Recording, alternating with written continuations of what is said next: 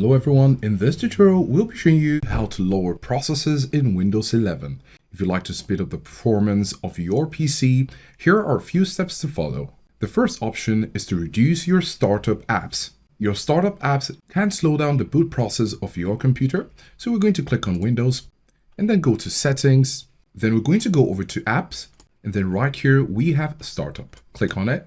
Now the next thing you're going to do is to analyze each app as you have them. For example, you can see some apps are toggled off and some are toggled on. For example, we have BlueStack services turned on. It has a high impact. You also have a VidIQ, also has a high impact. And for me, this is important when I want to start my computer. But for BlueStack services with a high impact, I will definitely want to turn this off. This will really help in the processes with my computer. And because BlueStack started up, you can come down here to the taskbar, click on the arrow here. And here you can see BlueStacks is currently running, and this is because it started at the beginning. So we're also going to come over here and click on exit. This way we are reducing the load on our CPU. So as we've done this for BlueStacks, you can scroll down to where you have some other apps. As you can see, lots of them are turned off. You could also see some other options here. If you have Xbox turned on, you could also turn it off, and then go ahead and look for any other option. As you can see, I have few apps turning on when the Windows is starting, and this is very important. The second option is to go over to installed apps. So we're going to go back to apps, go over to installed apps. Now, not all apps start at the beginning, but some are triggered by actions that you might take unknown to you. As you're using your computer, some apps may begin processes even though they didn't start at the beginning. So for example, we're going to scroll down to look for options here. And we have Microsoft Teams as an example. We're going to click on the three dots here, and you can see advanced options. You're going to click on it, and it's going to take you to where you have background apps permissions. And what you can see here is let this app run in the background. So Microsoft Teams might not start at startup of your computer, but it might start as a process. Maybe you used it temporarily and you closed it, but it's still running in the background. So you can look at this option here, click on the drop down.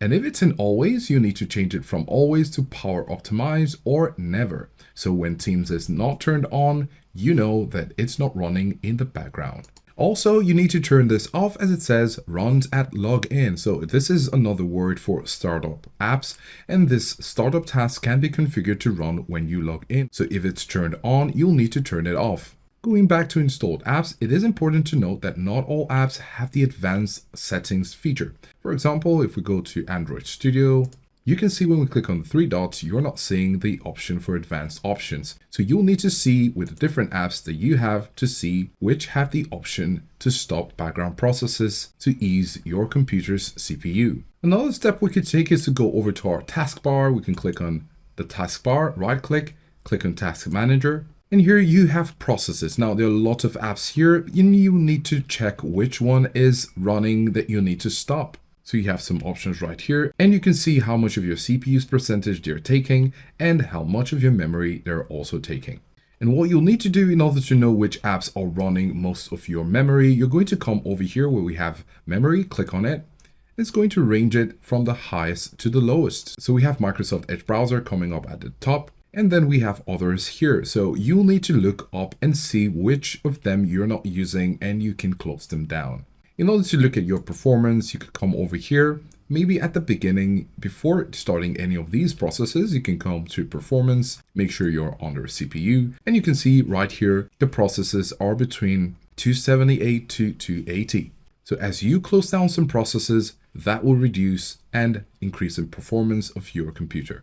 And two more things we could do is use our Windows R key, and then we're going to type in services.msc, click on OK. And then you have lots of options here. Now, you don't need to worry if you're seeing lots of information right here. We can make some suggestions for you to look at. For example, you can go over to where you have connected user experiences and telemetry. We're going to increase the size of this. So here we have user experiences and telemetry. And from the description here, we don't need this to be running. So we can right click on it, click on properties and change from automatic to disabled, click on apply. And that has been turned off. Another option here is to go over to download Maps Manager. We're not using downloaded Maps Manager, and you need to decide if you're using Maps on your PC. We're going to click on this, go to Properties, and also have it disabled. Click on Apply and click on OK. Now, if you're not using biometric services on your computer, maybe a fingerprint scanner, you might want to come over to Windows Biometric Services. And here it says manual trigger start. So this needs a trigger to start it. So it's not turned on, but for my computer, I don't have it at all. So I'm going to right click on it, go to Properties, and then click on Disabled. Apply it and click on OK. Then lastly, we have the Windows Insider service. So we can also shut this down because it's not of primary use to us. So you can click on Property, click on Disabled, click on Apply and OK.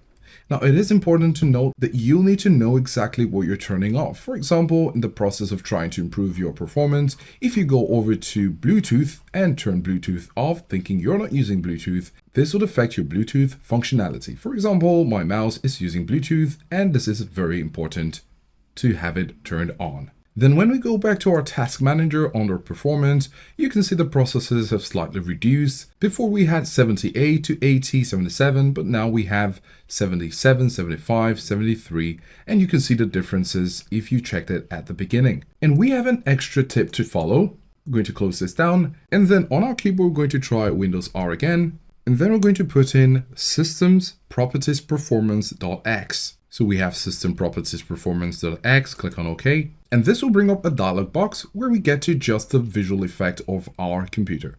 And it says here, let Windows choose what's best for my computer. So if it's not best for your computer, that's why we're here. You can adjust for best performance of your PC, and you can see all of these have not been ticked. But if you leave it at best performance, you're going to see all of these processes will slow down your PC depending on what you're running. So you could choose adjust for best performance, click on apply and click on OK and see the difference. If you have any tips that help you, do let us know in the comments below. And if this video helped you, do like and subscribe for more videos, and thanks for watching.